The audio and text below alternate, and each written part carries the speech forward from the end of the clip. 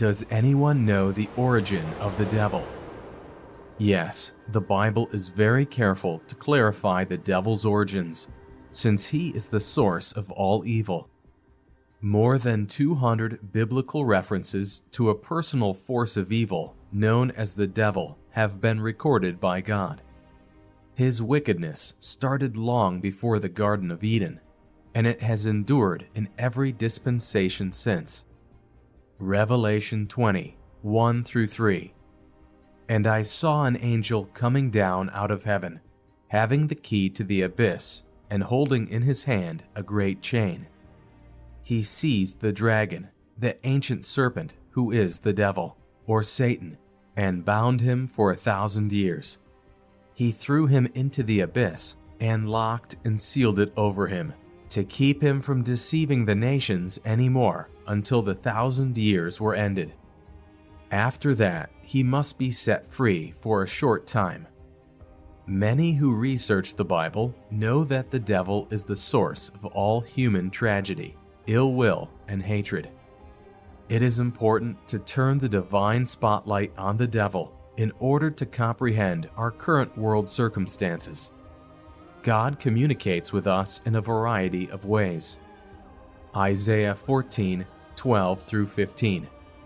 How art thou fallen from heaven, O Lucifer, son of the morning? How art thou cut down to the ground, which didst weaken the nations? For thou hast said in thine heart, I will ascend into heaven. I will exalt my throne above the stars of God. I will sit also upon the mount of the congregation, in the sides of the north. I will ascend above the heights of the clouds. I will be like the Most High. Yet thou shalt be brought down to hell, to the sides of the pit. Further, God reveals the origin of the devil in Ezekiel 28, 13-17. You were in Eden, the garden of God.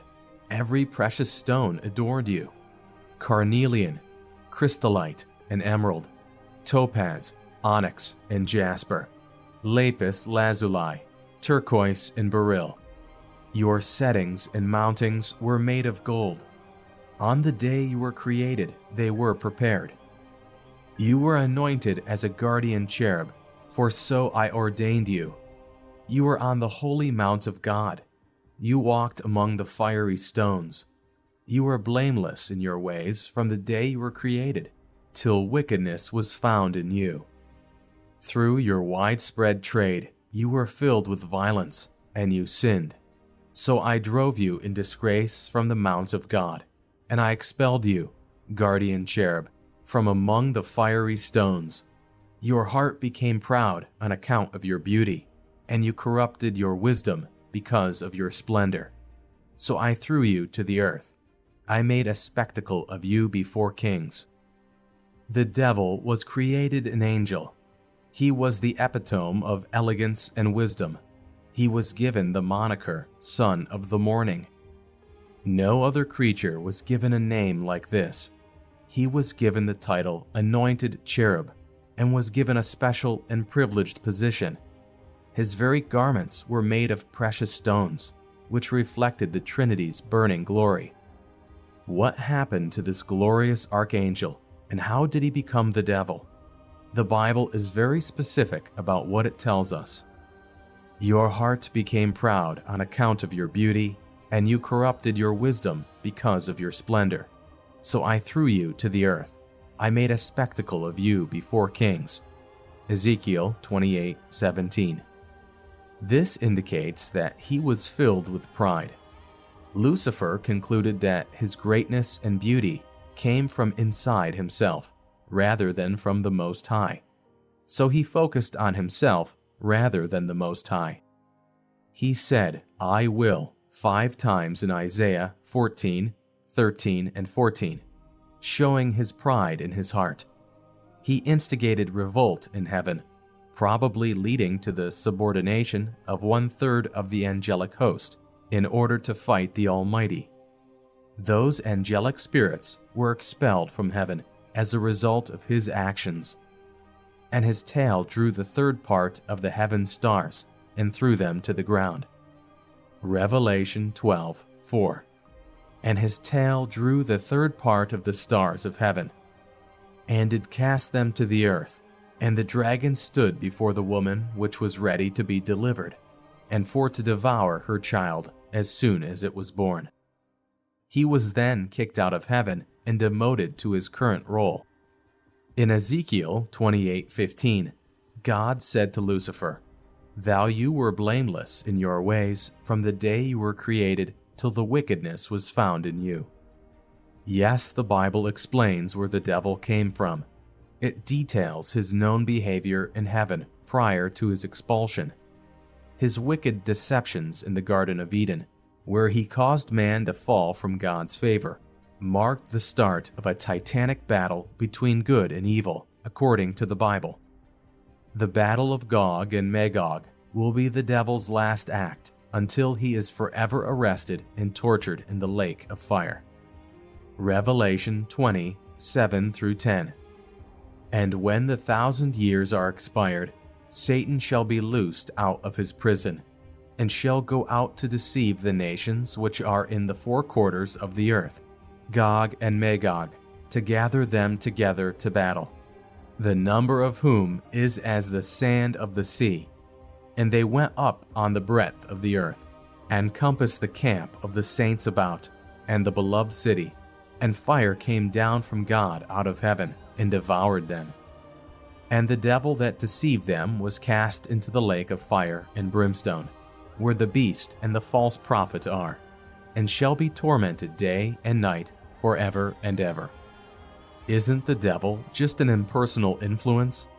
If that question is meant to imply that a personality called the devil does not actually exist, I must disagree. Satan does possess a sinister influence, but he is very much a real person. Over 200 times in the Bible, direct reference is made to his personality. The name Satan is used 54 times.